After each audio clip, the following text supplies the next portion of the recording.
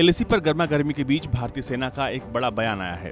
भारतीय सेना ने अपने फील्ड कमांडर्स को साफ कह दिया है कि चाहे जो हो जाए, चीनी सैनिकों को एलएसी का उल्लंघन नहीं करने दें।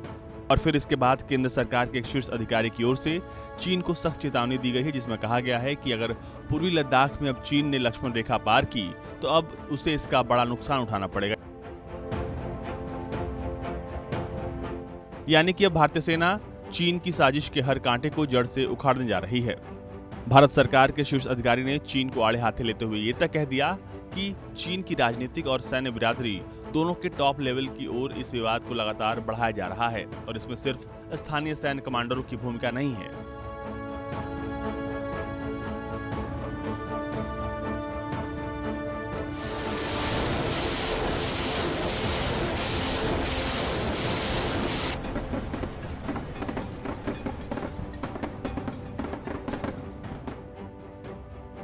यही वजह है कि यह मामला कभी भी किसी तरफ मुड़ सकता है और अगर चीन किसी भी सूरत में युद्ध चाहेगा तो उसे इसका भारी खामियाजा भुगतना पड़ेगा, क्योंकि चोटियों पर तैनात हमारे जवान हथियारों से लैस हैं और पूरी तैयारी के साथ हैं। हम रेचिनला दर्रे के पास तक टैंकर ले आए हैं।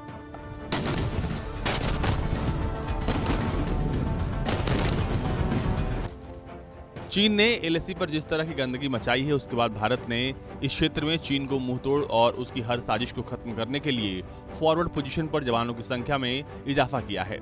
इसके साथ ही चीन ने 45 साल बाद एलएसी पर गोली चलाई और भारतीय सेना को जानबूझकर उकसाया, जिसके बाद भारत की ओर से ऐसी चेतावनी दी गई है। हाल ही में चुशुल के मुखपरी टॉप के पास चीनी जवानों ने एलएसी का उल्लंघन करते हुए हवाई फायरिंग की, जिसके बाद पीएलए के सैनिकों की खतरनाक हथियारों के साथ तस्वीरें कैमरे में कैद हो गई।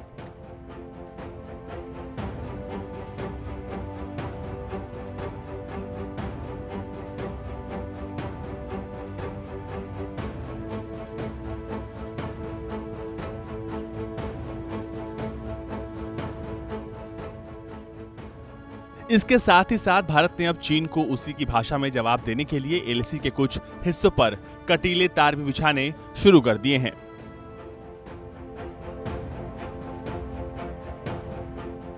फिलहाल चीन भारत के खिलाफ साजिश पर साजिश करे जा रहा है, लेकिन उसको अंदाजा हो चुका है कि भारतीय सेना कितनी मजबूत और ताकतवर है और ये दुनिया जानती है कि भारतीय सेना हर मोर्चे पर लड़ने के लिए तैयार है। जिसके बाद मतलब साफ है कि चीन ने खुद ही शेर के मुंह में हाथ डालने की कोशिश की है और ऐसे में उसे इसका परिणाम जल्द भुगतना पड़ेगा।